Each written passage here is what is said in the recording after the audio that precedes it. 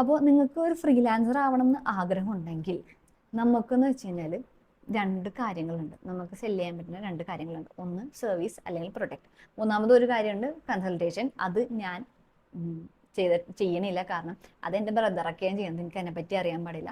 നമ്മളിവിടെ ചെയ്യുന്നതെന്ന് വെച്ചാൽ സർവീസ് അല്ലെങ്കിൽ പ്രൊഡക്റ്റ്. ഒരു സർവീസ് കൊടുത്തിട്ട് പൈസ ഉണ്ടാക്കാം, അല്ലെങ്കിൽ നമുക്കൊരു പ്രൊഡക്റ്റ് കൊടുത്ത് പൈസ ഉണ്ടാക്കാം. അപ്പോൾ ഇവിടെ സർവീസ് എന്ന് പറഞ്ഞു കഴിഞ്ഞാൽ സർവീസ് എന്തുമാവാം. ഇപ്പം നമുക്ക് ഡിജിറ്റൽ മാർക്കറ്റിംഗ് ചെയ്യാനറിയാം. അപ്പം അങ്ങനെയാണെങ്കിൽ നമ്മുടെ സ്കില്ലാണത്. ആ സ്കില്ല് കൊടുത്തു നമുക്ക് ഏർണിങ്സ് ഉണ്ടാക്കാൻ പറ്റും. അല്ലെങ്കിൽ നമുക്ക് വേറെ എന്തെങ്കിലും വെബ്സൈറ്റ് ഡിസൈൻ ചെയ്യാനറിയാം, അത് ഒരു സ്കില്ലാണ്.